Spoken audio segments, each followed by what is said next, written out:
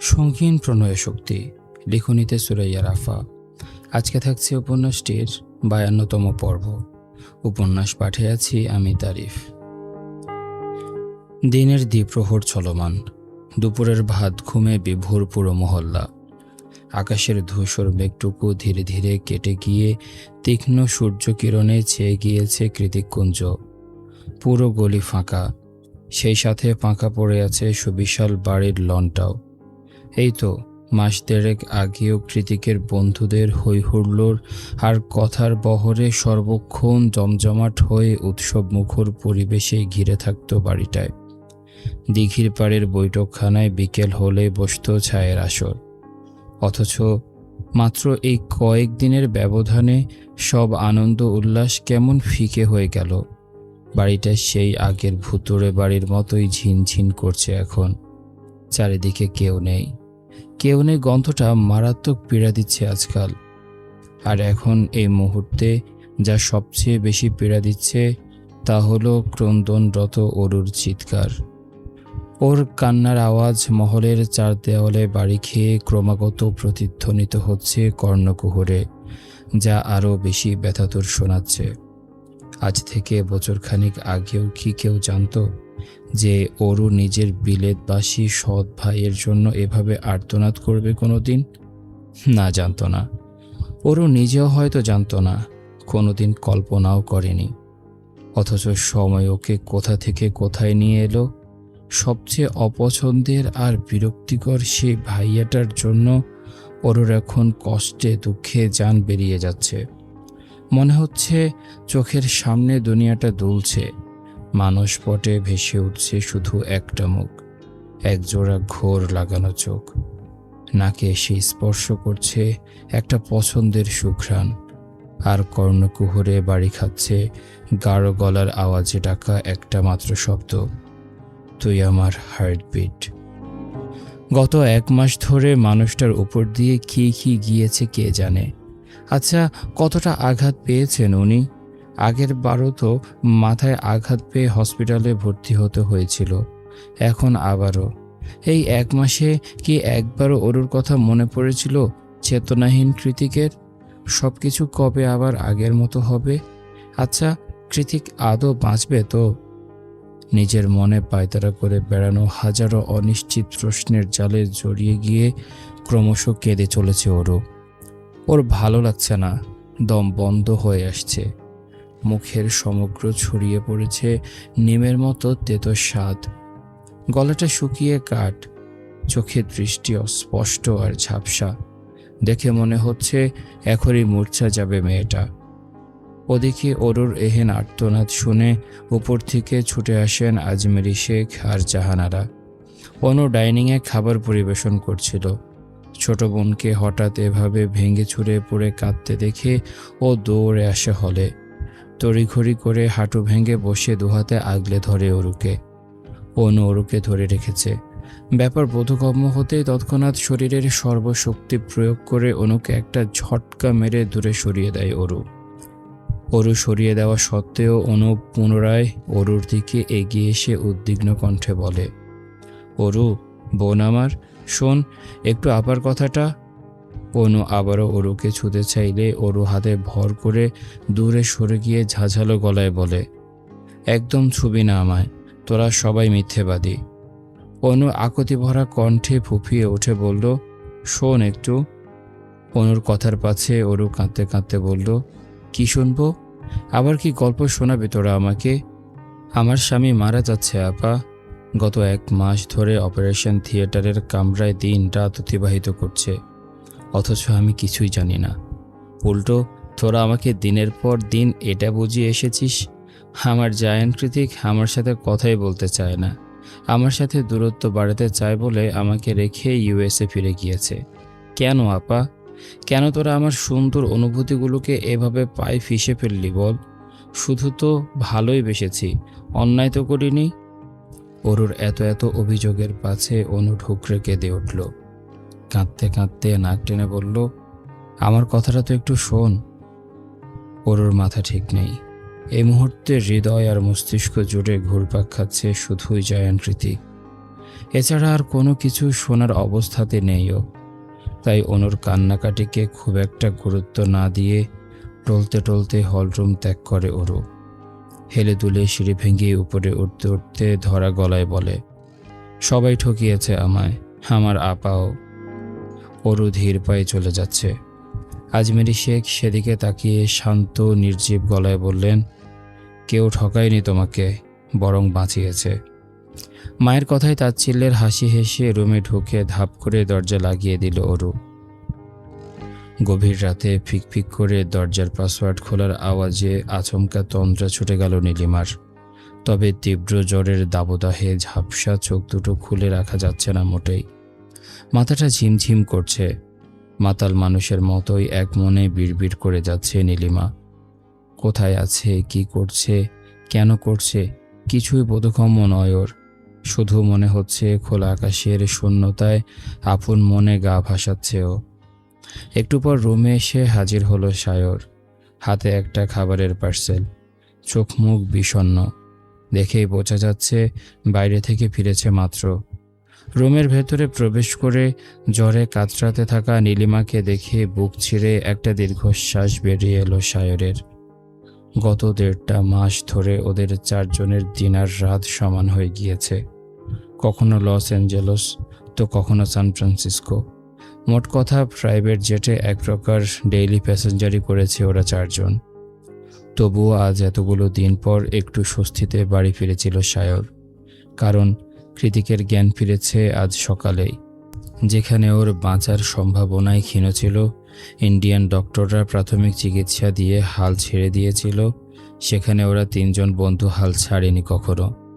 Asian ডাক্তারদের বুড়ো আঙ্গুল দেখিয়ে কৃতিককে সেদিনই ইমার্জেন্সি ফ্লাইটে উড়িয়ে নিয়ে এসেছিল ইউএসএ, যার ফলস্বরূপ উপরওয়ালার অশেষ রহমত এবং এলিসা অর্ণব আর সায়রের দৃঢ় মনের জোরে আজ এ পর্যন্ত পেরে এসেছে কৃতিক। কিন্তু সায়রের এহেন দিনের পর দিন অনিয়মিত জীবনযাপন আর দিনরাত ডেইলি প্যাসেঞ্জারিতে আরেকজন যে একাকী বিষণ্ণতায় দিন কাটাতে গিয়ে ধীরে ধীরে অসুস্থ হয়ে যাচ্ছিল, তার ঠাউর করে উঠতে পারেনি সায়র। বন্ধুমহলের সবথেকে স্ট্রং আর দৃঢ় মনোবল সম্পন্ন বেস্ট ফ্রেন্ডের এমন জীবন মরণের সন্নিহিত সময়ে দাঁড়িয়ে অন্য কিছুতে মনোনিবেশ করার কথা যেমন নয়, ঠিক তেমনি এমন একটা পর্যায়ে দাঁড়িয়ে সায়রও পারেনি নীলিমার যত্ন নিতে, ওকে যথাযথ মূল্যায়ন করতে, যার ফলে নীলিমা আজ পুরোপুরি বিছানা সজ্জায়। ভাগ্যিস নীলিমার আব্বাজান এখানে নেই, নইলে আদরের মেয়ের এমন নাজেহাল অবস্থা দেখে তিনি সায়রের কয়টা হাড্ডি আস্ত রাখতেন সেটাই ভাবনার বিষয়। নীরবে নীলিমাকে কিছুক্ষণ পর্যবেক্ষণ করতে করতে আবারও দীর্ঘ নিঃশ্বাস বেরিয়ে এলো সায়রের বুক চিরে। পরক্ষণেই নিচের ভাবনা থেকে বেরিয়ে এসে এক নজর ঘড়ির কাঁটায় চোখ রাখল সায়র। দেখল রাত তখন 1:30টার কাছাকাছি। এত রাত হয়ে গিয়েছে, অথচ এখনও নীলিমার কিছুই খাওয়া হয়নি। সে ভেবে সায়র তাড়াহুড়ো করে জামাকাপড় ছেড়ে পাজামা সেট গায়ে ছড়ালো। অতঃপর পার্সেলের খাবারগুলো প্লেটে করে নিয়ে এলো নীলিমার কাছে। নীলিমা তখনও এক মনে বিড়বিড়াচ্ছে। সায়র ওকে আলগোছে নিয়ে নিজের বুকের সাথে হেলান দিয়ে বসিয়ে একটু একটু করে খাবার তুলে দিতে লাগলো নীলিমার মুখে। নীলিমা কতক্ষণ চিবুচ্ছে তো কতক্ষণ খাবার গালে নিয়ে থম মেরে বসে আছে। ওর মাথাটা টলছে। সায়র নিজের গাড়টা বাঁকিয়ে ওর মুখের দিকে তাকিয়ে শান্ত স্বরে শুধালো, কি হলো, খাচ্ছ না কেন, বেশি খারাপ লাগছে? নীলিমা চোখ বুজেই হাসূচক মাথা নাড়ালো। এই তো আমি ফিরে এসেছি, এবার সব ঠিক হয়ে যাবে, আমি সব ঠিক করে দেব, তোমাকে আর একা থাকতে হবে না। সায়র মোটেও বউকে অবহেলা করার মতো ছেলে নয়। একটু সুস্থ হও, তারপর পুরো আমেরিকা ছষে বেড়াবো আমরা দুজন, প্রমিস। এক মনে কথাগুলো বলে আবারও নীলিমার মুখে খাবার তুলে দিতে ব্যস্ত হয়ে পড়ল সায়র। একে একে খাবার আর ওষুধ খাইয়ে হাত পা মুছিয়ে নীলিমাকে পুনরায় বেডে শুইয়ে দিল সায়র। অতঃপর সব কিছু গুছিয়ে রাখতে বেড ছেড়ে উঠে দাঁড়ালো। তৎক্ষণাৎ পেছন থেকে সায়রের আঙ্গুলটা টেনে ধরে অস্পষ্ট গলায় নীলিমা বলল, আমার শীত করছে, এখানে অনেক ঠান্ডা, জলদি আসুন। সায়র ঘাড় ঘুরিয়ে তাকিয়ে দেখতে পেল সত্যি নীলিমার চিবুক কাঁপছে থরথরিয়ে। মনে হয় জ্বরটা আবারও মাথাছাড়া দিয়ে উঠেছে। অথচ নীলিমার শরীরে দুটো কম্ফোর্টার। সায়র ব্যাচেলর মানুষ। নীলিমাকে এনে উঠিয়েছে নিজের ছোট্ট অ্যাপার্টমেন্টে। এখনও জিনিসপত্র সেরকম কিছুই কেনা হয়নি। বাসায় আর কোনো কম্ফোর্টারও নেই। এদিকে সায়রের নিজেরও শীত করছে, আর নীলিমাও শীতে অস্থির হয়ে উঠেছে। কি করা যায় এখন, সেই ভেবে পরিশেষে নিজেদের পরিস্থিতি পরখ করে সায়র অনেক কিছু ভেবেচিন্তে আজ প্রথমবারের মতো নীলিমার সাথে এক বিছানায় এক কম্ফোর্টারের নিচে শুয়ে পড়ল। সঙ্গে সঙ্গে আদরে বিড়াল চানার মতো ওর বুকের মধ্যে এসে ঠাঁই নিল নীলিমা। নীলিমা এভাবে কাছে আসায় সায়র একটু ইতস্তত বোধ করল না। আর না তো ওর মাঝে মাথা ছাড়া দিয়ে উঠল কোনো অবাধ্য পুরুষালী ইচ্ছে। উল্টো নীলিমার কম্পনরত শরীরটাকে নিজের বুকে আগলে নিয়ে ওর উষ্ণতা ছড়িয়ে দিতে লাগলো নীলিমার সর্বাঙ্গে। কিছুক্ষণ যেতে নীলিমা কাঁপাকাঁপি থামিয়ে একটু শান্ত হয়ে এলে সায়রের কানের কাছে মুখ নিয়ে হিসিয়ে শুধালো, এখন ভালো লাগছে? নীলিমা প্রথমে হ্যাঁ না দুদিকে মাথা নাড়ালো। অতঃপর কোনো রকম কথাবার্তা ছাড়াই সায়রকে বিস্ময়ে কিংকর্তব্য বিমূঢ় বানিয়ে দিয়ে নিজের শরীরের উপরিভাগে এঁটে থাকা সবটুকু সম্ভ্রম টেনে টুনে খুলে ফেলল। নীলিমার এহেন কাণ্ডে সায়র চোখ বড় বড় করে দাঁত খিচিয়ে বলে উঠল, এই মেয়ে, কি করছো তুমি? আমি এসব জীবনেও দেখিনি, এক্ষুনি ঢাকো। সায়রের কথার 2 পয়সার পাত্তা না দিয়ে ওকে পুনরায় শক্ত করে জড়িয়ে ধরে নীলিমা বিড়বিড়িয়ে বলল, গরম লাগছে তো? কি আজীব মুড সুইং রে বাবা, একটু আগে শীত শীত করে মাথা খারাপ করে ফেলেছিল, এখন আবার হুট করে গরম লাগছে। মনে মনে হাজারটা যুক্তি দাঁড় করালেও বস্তুত সায়র এই মুহূর্তে কথা বলার অবস্থাতেই নেই। ও নিজের হাত পা দাঁত সব কিছু খিঁচিয়ে চোখ বন্ধ করে রেখেছে। গলাটা শুকিয়ে কাঠ হয়ে গিয়েছে। এখনই পানি খাওয়া প্রয়োজন। নীলিমার তুলতুলে শরীরের স্পর্শে ক্রমশ একটা ভেজা নরম অনুভূতি ছড়িয়ে পড়ছে সায়রের মন মস্তিষ্ক জুড়ে। সেই ছড়িয়ে পড়া বেসামাল অনুভূতির জোয়ারে কাবু হয়ে যাচ্ছে সায়রের ভালো মানসী সত্তাটা। ওর হৃদয়টা অবাধ্য কিছুর আশকারা দিয়ে যাচ্ছে বারবার। কিন্তু সেটা তো সম্ভব নয়। নীলিমা এমনিতে জ্বরের ঘোরে বুঁদ হয়ে আছে, তার উপর সম্পর্কটা এখনও এতটা স্বাভাবিক হয়নি। অগত্যা উপায়ন্তর না পেয়ে সায়র 2 হাত মুঠি বন্ধ করে দাঁত খিচিয়ে নিজের মনটাকে ধমকাচ্ছে ক্রমাগত। নিজেকে নিজে চোখ রাঙিয়ে বলছে, control Sayar, control yourself.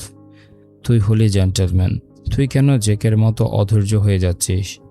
Control control এভাবে কন্ট্রোল বলি আওড়াতে আওড়াতে কখন যে সায়র নিজেও উন্মুক্ত নীলিমাকে 2 হাতে জড়িয়ে ধরে ঘুমের দেশে পাড়ি জমিয়েছে তার ইয়ত্তা নেই। সেদিনের ঘটনার আজ প্রায় 1 সপ্তাহ হতে চলল। সে যে ওরু ঘর মেরেছিল আজ অবধি আর বের হয়নি। কেউ খাবার দিয়ে গেলে খেয়েছে, নয়তো না।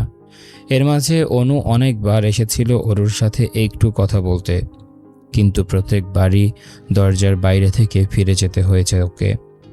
এক কথায় অরু নিজেকেই নিজে গড়বন্দি করে ছেড়েছে। অরুর 2 চোখে সব কিছুই ধোঁয়াশা। ও কৃতিককে দেখতে চায়, কৃতিককে ছুঁতে চায়, কৃতিকের কণ্ঠস্বর শুনতে চায়। কিন্তু কিভাবে? কৃতিক যে সেই সুদূর আমেরিকার ক্যালিফোর্নিয়া স্টেটের সান ফ্রান্সিসকো শহরে রয়েছে, আর অরু এখানে কৃতিককুঞ্জে। নিজের মা বোনের উপর থেকে বিশ্বাস উঠে গিয়েছে অরুর। তাদের কাছে কখনোই সাহায্য চাইবে না ও। ওদিকে চেনা জানা কারোর থেকে সাহায্য চাইবে তেমন কেউ নেই ওর জীবনে। কেই বা ওকে সাহায্য করবে অত দূরের গন্তব্যে পৌঁছাতে? সবাই তো আর কৃতিক নয় যে অরু মুখ দিয়ে করলো অমনি সেটা মঞ্জুর হয়ে গেল। এক আকাশ পাতাল চিন্তায় জর্জরিত হয়ে সবসময় গুমোট হয়ে থাকে অরুর মন মস্তিষ্ক। ও ধরে নিয়েছে ওর আর কৃতিককে দেখা হবে না। এই যে দেখা হবে না, এটা ভাবলেই প্রচণ্ড রকম যন্ত্রণা শুরু হয়ে যায় বুকের মাঝে। নিজের অজান্তে মেয়েটা ছটফট করে ওঠে তৃষ্ণার্ত চাতকের মতো। অথচ সামনে পেছনে ধারে দৌড়ে একটুখানি মাথায় হাত বুলিয়ে সান্ত্বনা দেওয়ার মতো কেউ নেই ওর, কেউ না। ডোরাকে কোলে নিয়ে সে কখন থেকে বসে আছে ওর ভাবনারা যেন অন্তহীন। অরুর দুঃখগুলো বোঝার সাধ্য নেই ডোরার। ও শুধু উপলব্ধি করতে পারে অরুর ভারী দীর্ঘশ্বাস। এই যেমন এখন ধীরে ধীরে নিঃশ্বাসের পাল্লা ভারী হয়ে উঠছে অরুর, আর ওর কোলে বসে বসে আনমনে মাথা ঘষছে ডোরা। এমন সময় বাইরে থেকে কড়া একজন ভৃত্য জানায় সে দুপুরের খাবার নিয়ে এসেছে। বুক ছিঁড়ে ভেতরের আহত বাতাসটুকু বের করে দিয়ে অরু ডোরাকে রেখে এগিয়ে গিয়ে দরজা খুলে দিতেই লোকটা ভেতরে প্রবেশ করে টেবিলের ওপর খাবার সাজিয়ে রেখে ফিরে যেতে যেতে বলে, আফা জলদি খায়া লয়েন, নাইলে অনু আফায় আবার আমার লগে ছাদ দেখাইব। অরু হাসূচক মাথা নাড়িয়ে লোকটাকে বিদায় জানায়। লোকটা চলে যেতেই অরু পুনরায় দরজা লাগাতে যাবে, ঠিক তখনই দরজা ঠেলে হুট করে ভেতরে প্রবেশ করে রেজা। রেজার কর্মকাণ্ডে অরু বিস্মিত হয়ে ঝাঁঝালো কণ্ঠে বলে, এটা কোন ধরনের ম্যানার রেজা ভাই? আপনি এক্ষুনি বের হন আমার রুম থেকে। অরুর কথা কানে নিল না রেজা।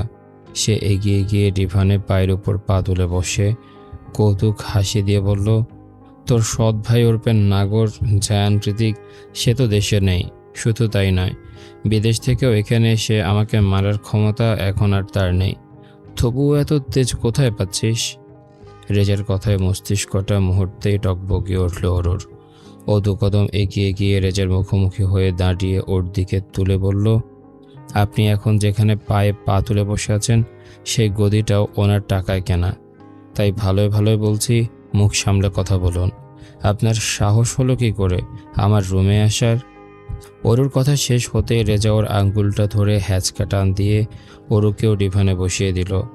অতঃপর ওর দিকে খানিকটা ঝুঁকে গিয়ে বলল, প্রথমে জায়ান্ট প্রতীকের বউকে বিয়ে করব, তারপর দেখাবো এই রেজার সাহস আদতে কতখানি। রেজার কথায় অরু ঘৃণিত দৃষ্টি নিক্ষেপ করে ক্রুদ্ধ স্বরে বলে ওঠে, আপনি না আপাকে ভালোবাসতেন? এই কদিনে ভালোবাসা শেষ হয়ে গেল? অরুর কথায় রেজা তাচ্ছিল্য করে হেসে বলে, ভালোবাসা মাই ফুট, ওর থেকেও আমার তোকে বেশি ভালো লাগে। আমি জানি তুই ভার্জিন না, কিন্তু তাতে আমার যায় আসে না, বিশ্বাস কর। রেজার কথাগুলো বলতে বাকি, সঙ্গে সঙ্গে ওর গাল বরাবর চোখ মুখ খিচিয়ে শক্ত চড় বসাতে দেরি হলো না অরুর। চড় মেরে ওর দিকে অগ্নিদৃষ্টি নিক্ষেপ করে অরু বলল, আপনি আমার দিকে যে নোংরা দৃষ্টিতে তাকিয়েছেন তার শাস্তিস্বরূপ আপনার চোখ দুটোই তুলে দেবে জায়ান্ট প্রতীক। শুধু অপেক্ষা করুন। এমনিতে জায়ান্ট প্রতীকের মার খেয়ে খেয়ে বর্তা হয়ে গিয়েছে রেজার শরীরটা। তার উপর অরু কথায় কথায় শুধু জায়ান্ট প্রতীকের বয়ান করছে। যে মানুষটা 1000 মাইল দূরে হসপিটালের বেডে পড়ে আছে, তার উপর এখনও কি ভরসা মেয়েটার? ব্যাপারটা বুঝে আসতে রক্ত চড়ে উঠল রেজার মাথায়। জায়ান্ট প্রতীকের উপর এতদিন ধরে দমিয়ে রাখা সুপ্ত প্রতিহিংসার আগুনটা মুহূর্তেই দাউ দাউ করে জ্বলে উঠল মস্তিষ্কে। সঙ্গে সঙ্গে খেই হারালো রেজা। এক হাত দিয়ে অরুর চুলগুলো মুঠিবদ্ধ করে কঠিন গলায় বলল, বুঝেছি, যেটা আর কয়েকদিন পরে করতাম সেটা এখনই করতে হবে। প্রতিশোধ তো আমি নিতামই অরু, কারণ তুই হলি আমার প্রতিশোধের মোক্ষম অস্ত্র। তোকে কিছু বলা বা করা মানে জায়ান্ট প্রতীকের কলিজায় আঘাত করা। তবে এত তাড়াতাড়ি এই সুবর্ণ সুযোগটা পেয়ে যাব সেটা আমি আশা করিনি। রেজার কথা শুনে এবার মুখ থেকে রক্ত সরে গেল অরুর। ও আতঙ্কিত চোখে রেজার দিকে তাকিয়ে দৃঢ় গলায় বলল, রুম থেকে এক্ষুনি বেরিয়ে যান, নয়তো খুব খারাপ হবে। রেজা কুটিল হেসে নিজ পাঞ্জাবির বোতামগুলো খুলতে খুলতে বলল, কেন খারাপ কেন হবে? সৎ ভাইয়ের সাথে যা করতে পেরেছিস তা মামাতো ভাইয়ের সাথে করলে কি সমস্যা? মানছি তোর সৎ ভাই একটু বেশি সুদর্শন, কিন্তু তাতে কি? চেয়ে দেখ, তোর সৎ ভাইয়ের থেকে আমার বয়স কম। ওনাকে সৎ ভাই বলে বলে আপনি মোটেও আমাকে দুর্বল করতে পারবেন না। উনি আমার স্বামী। উপরওয়ালার নাম নিয়ে 3 কবুল বলে বিয়ে করেছেন উনি আমায়। আর নিজেকে জায়ান্ট প্রতীকের সাথে তুলনা করা বন্ধ করুন। তার নখের যোগ্যতাও নেই আপনার। কথাটা বলে রেজাকে 2 হাতে ধাক্কা দিয়ে সরিয়ে দিল অরু। তারপর তাড়াহুড়ো করে ডিভান থেকে উঠে গিয়ে পা বাড়ালো বাইরের দিকে, কিন্তু যেতে আর পারল না।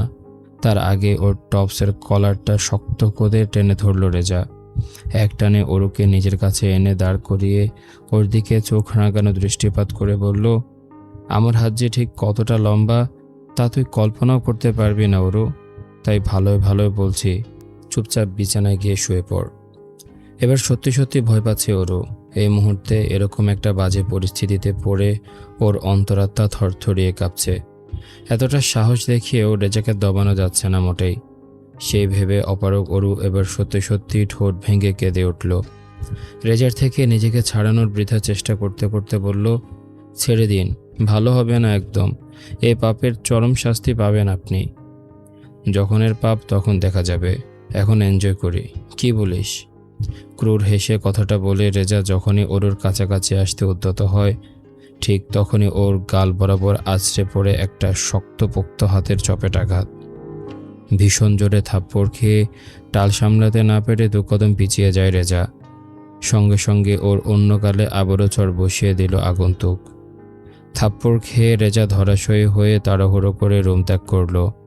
ও সরে যেতেই অরু দেখতে পায় অনু দাঁড়িয়ে আছে ওর মুখ বরাবর। রাগের তোপে রক্তিম হয়ে উঠেছে অনুর সমগ্র মুখশ্রী, যেন এখনই রেজাকে সর্বা বিনাশ করবেও। ওদিকে অনুকে দেখা মাত্রই এক ছুটে ওর বুকের উপর এসে হুমড়ি খেয়ে পড়ল ওরও। শব্দ করে কেঁদে উঠে অতি আপন সুরে ডাকল অনুকে, আপা। বিকেল ছাপিয়ে গোধূলির আভায় ছেয়ে গিয়েছে চারিপাশ। বাড়ির পেছনে পাখিদের কিচিরমিচির শব্দ শুনে বোঝা যাচ্ছে আর একটু পরে সন্ধ্যা আঁধারের পর্দা টেনে রাত নেমে আসবে ধরণী জুড়ে। তখনও গলির মাথা থেকে বেশি আসছে মুয়াজ্জিনের সুমধুর আজান। বোধহয় আসরের সালাতের সময় হলো। অনুর কোলে মাথা রেখে শুয়ে নিষ্প্রভ চোখে বাইরে চেয়ে আছে অরু। ও দৃষ্টি অনুসরণ করে অনুও তাকিয়েছিল এতক্ষণ। হয়তো অরুকে একটু স্বাভাবিক হয়ে ওঠার জন্য সময় দিচ্ছিল। কিন্তু এখন তো অনুকেও বাড়ি ফিরতে হবে, তাই কোনোরূপ সময় নষ্ট না করে হাত বাড়িয়ে অরুর চোখের সামনে পাসপোর্ট, ভিসা আর বোর্ডিং পাসের কাগজগুলো এগিয়ে দিল অনু। চোখের সামনে পাসপোর্ট দেখতে পেয়ে হকচকিয়ে উঠে বসল অরু। অতঃপর সেগুলোকে হাত দিয়ে উল্টে পাল্টে দেখে বিস্মিত চোখে অনুর পানে তাকিয়ে অরু বলল, এগুলো তো আমার, তুই এগুলো কিভাবে? না মানে? অরুর কথার মাঝপথে অনু মুচকি হেসে ওর কপলে হাত বুলিয়ে জানায়, প্রত্যয় সাহায্য করেছে। এই সপ্তাহে তোর ফ্লাইট, কৃতিক ভাইয়ের কাছে চলে যাও অরু, তার তোকে প্রয়োজন।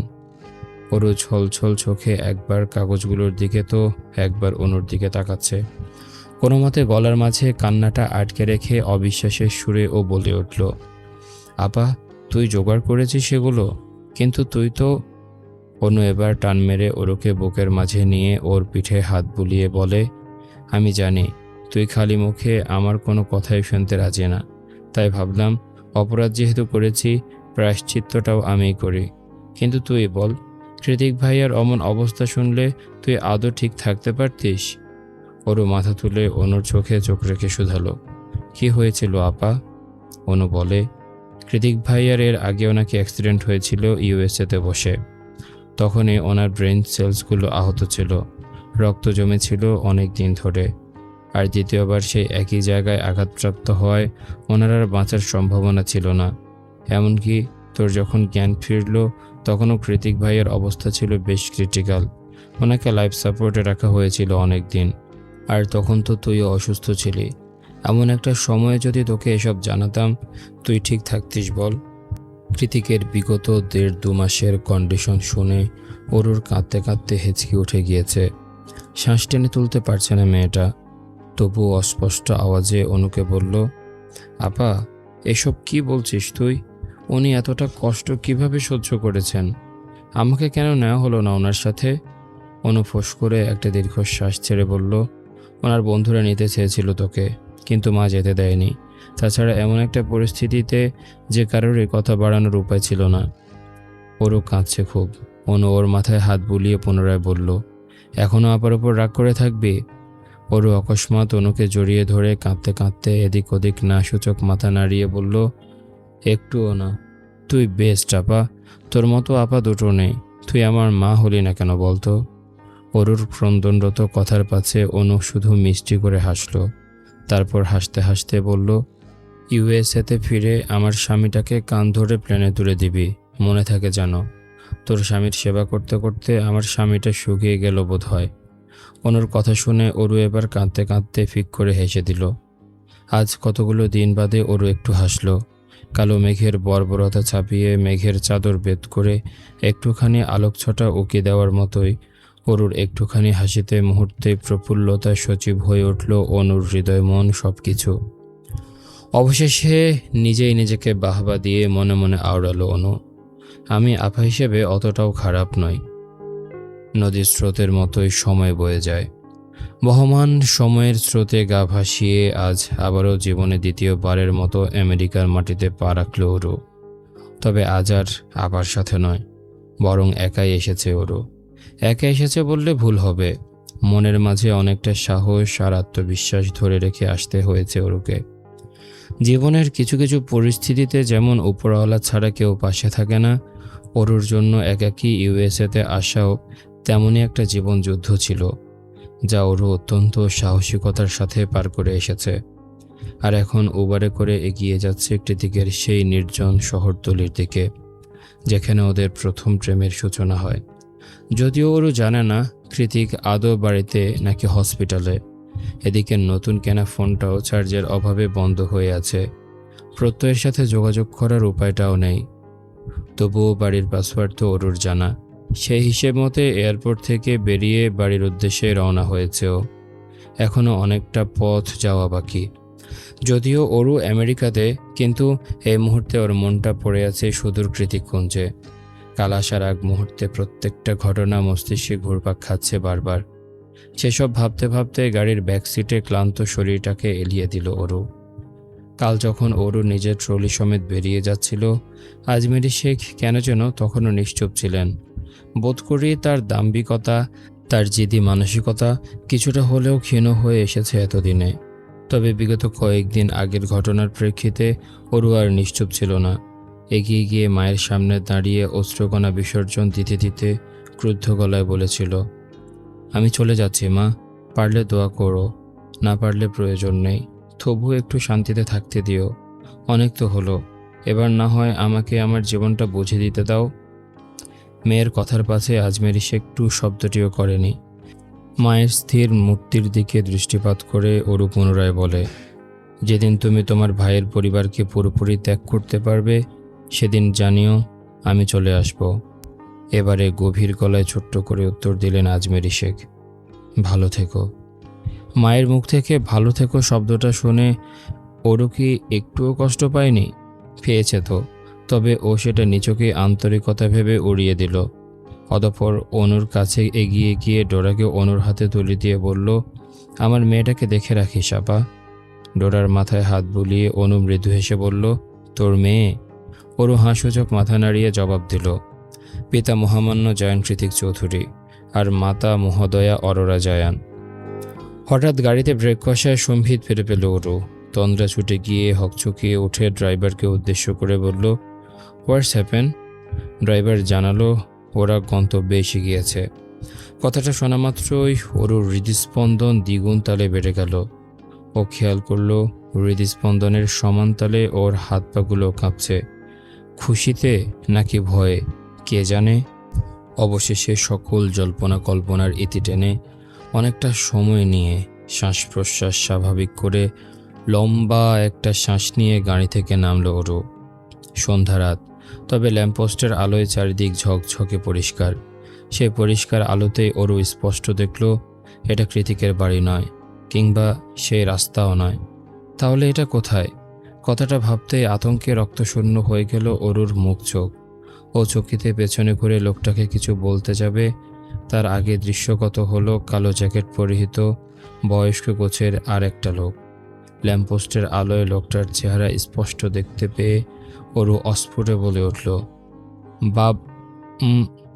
ওরুর মুখ থেকে শব্দটা উচ্চারিত হওয়ার আগেই গ্লাভস পরিহিত লোকটা ওর মুখের ওপর সাদা রঙের রুমাল জাতীয় কিছু একটা চেপে ধরে। সঙ্গে সঙ্গে অবচেতন হয়ে মাটিতে লুটিয়ে পড়ে ওরুর ক্লান্ত পরিশ্রান্ত অসার শরীরটা। Excuse me sir, you can't smoke right now. কথাটা বলে কৃতিকের হাত থেকে দিয়াশলাই আর সিগারেটটা নিয়ে চলে গেল সিস্টার। কৃতিক সেদিকে তাকিয়ে চোখ মুখ শক্ত করে একটা বিরক্তির নিঃশ্বাস ছাড়ল। অতঃপর উঠে চলে গেল কেবিনের ড্রেসিং রুমে। শারীরিক দিক থেকে এখন মোটামুটি ফিট আছে কৃতিক, তবে ট্রিটমেন্ট এখনও শেষ হয়নি। যার দরুন প্রত্যয় ওকে ধরে বেঁধে হসপিটালে রেখে দিয়েছে। এখন দিনরাত এখানে শুয়ে থেকে স্যালাইন নাও, সকাল বিকাল বডি টেস্ট করাও, সিটি স্ক্যান করাও, এসব নিয়ে বেশ বিরক্ত কৃতিক। এই যে সন্ধ্যাবেলা স্যালাইন শেষ হয়েছে বলে ছাড়া পেয়ে একটু স্মোক করতে চাইল, সেটাও কেড়ে নিল সেবিকা সাহেবা। বিরক্তিকর। কৃতিক ড্রেসিং রুম থেকে জামা কাপড় বদলে শার্টের বোতাম লাগাতে লাগাতে বের হতে দেখল প্রত্যয় হাজির। তবে ওকে উদ্বিগ্ন দেখাচ্ছে। ওর উদ্বিগ্ন চেহারা দেখে কৃতিক কিছু জিজ্ঞেস করবে, তার আগে প্রত্যয় বলল, হঠাৎ চেঞ্জ করলেন কেন ভাই? বাড়িতে ফিরব, ছোট্ট করে উত্তর দিল কৃতিক। কিন্তু ওর উত্তরে খুশি হতে পারল না প্রত্যয়। সহসায় ভ্রু কুঞ্চিত করে বলে উঠল, বাড়ি ফিরবেন মানে? আপনার ট্রিটমেন্ট এখনো শেষ হয়নি। কৃতিক ক্যানোলা হাতে শার্টের হাতাটা ফোল্ড করার দুরূহ চেষ্টা করতে করতে বলল, আমি ফিট আছি, আর ট্রিটমেন্টের দরকার নেই, বাড়িতে গেলে ঠিক হয়ে যাব। প্রত্যয় জোর গলায় বলল, বললেই হলো ফিট আছেন? ডক্টর বলেছে আপনি ফিট নেই, আরও ট্রিটমেন্টের প্রয়োজন। আগেরবারও এমন করেছেন, এবার আর আমি আপনাকে যেতে দিচ্ছি না। যা ট্রিটমেন্ট বাকি আছে সব বাসায় গিয়ে করব, এখানে আর এক মুহূর্তও নয়। কৃতিকের কথার পাছে প্রত্যয় কিছু বলবে, তার আগে ওর ফোনটায় বেজে ওঠে তার স্বরে। তৎক্ষণাৎ প্রত্যয় এক প্রকার হুমড়ি খেয়ে পড়ে ফোনের ওপর। ওপাশ থেকে কে কি বলেছে শোনা না গেলেও এপাশ থেকে প্রত্যয় বলল, ও শিট, এখনও পাওনি? দেখো আশেপাশে খোঁজো, পেয়ে যাবে। ওর ফোনটাও বন্ধ। প্রত্যয়ের কথায় ভাঁজ পড়ল কৃতিকের চওড়া কপালে। ও এগিয়ে এসে গভীর গলা শুধালো, কি হয়েছে? কাকে পাওয়া যাচ্ছে না? প্রত্যয় একটা শুষ্ক ঢোক গিলে আমতা আমতা করে বলে ওঠে, ভাই আসলে অরুর নামটা শোনা মাত্রই কৃতিক দুই হাতে প্রত্যয়ের কপাল চেপে ধরে উদ্বিগ্ন স্বরে বলল, অরুর কি হয়েছে? প্রত্যয় এবার ঘুরিয়ে পেঁচিয়ে কিছু না বলে কৃতিককে খুলে বলল সবটা। সব শুনে কৃতিকের চোয়াল শক্ত হয়ে এলো। ও দুশ্চিন্তাগ্রস্তদের মতো নিজের কপালে আঙ্গুল বোলাতে বোলাতে প্রত্যয়কে ঝাড়ি দিয়ে বলল, oh my goodness, are you fucking kidding me Prottoy Hasan? আমার বউ ইউএসএতে আসছে অথচ আমি জানি না? আমাকে আগে জানাওনি কেন? হোয়াই? প্রত্যয় আতঙ্কিত স্বরে বলে, কোম্পানির কাজে নিচে যেতে পারিনি বলে গাড়িও পাঠিয়েছি আমি, কিন্তু শাট আপ। কৃতিকের ক্রুদ্ধ স্বরে থেমে গেল প্রত্যয়। কৃতিক কয়েক মিনিট ধরে থম মেরে বসে কিছু একটা ভাবল। অতঃপর শার্টের বোতামগুলো খুলতে খুলতে প্রত্যয়ের উদ্দেশ্যে বলল, তোমার হুডিটা খোলো ফার্স্ট। তৎক্ষণাৎ দুহাত আড়াআড়ি করে বুকের উপর চেপে ধরে প্রত্যয় কাঁদো কাঁদো গলায় বলল, কি বলছেন ভাই এসব? কৃতিক শার্ট খুলে হাতের ক্যানোলাটা টেনে হিঁচড়ে খুলতে খুলতে বলল, ঢং বাদ দিয়ে যা বলছি তাই করো। অগত্যা উপায়ন্তর না পেয়ে নিজের সম্ভ্রমটুকু খুলে কৃতিকের হাতে তুলে দিল প্রত্যয়। হুডিটা গায়ে ছড়িয়ে মাথার বাজ কাট স্টাইলের চুল আর সেলাইয়ের দাগগুলো ক্যাপের সাহায্যে ঢেকে নিল কৃতিক। তারপর প্রত্যয়ের ফোন, এয়ার প্লাগ আর গাড়ির চাবি হাতিয়ে নিয়ে প্রত্যয়কে রুগী বানিয়ে রেখে আস্তে করে হসপিটাল থেকে বেরিয়ে পড়ল। দুনিয়া উল্টে গেলেও হয়তো ওরকে খোঁজার জন্য বেরিয়ে যেত কৃতিক। সেখানে এখন তো বেশ ভালোই সুস্থ আছে সে। গাড়িতে বসে ড্রাইভ করতে করতে কানে এয়ার প্লাগ লাগিয়ে সবার আগে কৃতিক কল দিল অর্ণবকে। ওপাশ থেকে হ্যালো বলতেই কোন রকম আজে বাজে কথায় না গিয়ে কৃতিক সরাসরি বলল, একটা নাম্বার দিচ্ছি, অ্যাজ সুন অ্যাজ পসিবল লোকেশনটা ফরওয়ার্ড করা আমায়। যেহেতু কৃতিকের ভাবভঙ্গিমা ছিল বেশ সিরিয়াস, তাই অর্ণব আর বেহুদা প্রশ্ন করল না, বরং কৃতিকের কথায় সায় জানিয়ে কল কেটে তাড়াহুড়ো করে লেগে পড়ল কাজে। কৃতিক এই মুহূর্তে বাড়ির দিকে যাচ্ছিল, কারণ ওরও যদি ক্যাব নিয়ে এগোয় তাহলে বাড়িতে গিয়েছে। তবে মাঝপথে হঠাৎ করেই ফোনে টুংটাং আওয়াজ তুলে লোকেশন ট্র্যাকিংয়ের মেসেজ আসায় গাড়ির স্পিড কিছুটা কমিয়ে আনল কৃতিক। অতঃপর ফোন হাতে নিয়ে লোকেশনটায় এক নজর চোখ বোলাতেই মুখের আদল শক্ত হয়ে এলো ওর। চোখ দুটো রং পাল্টে ধারণ করলো হিংস্র বাঘের রূপ।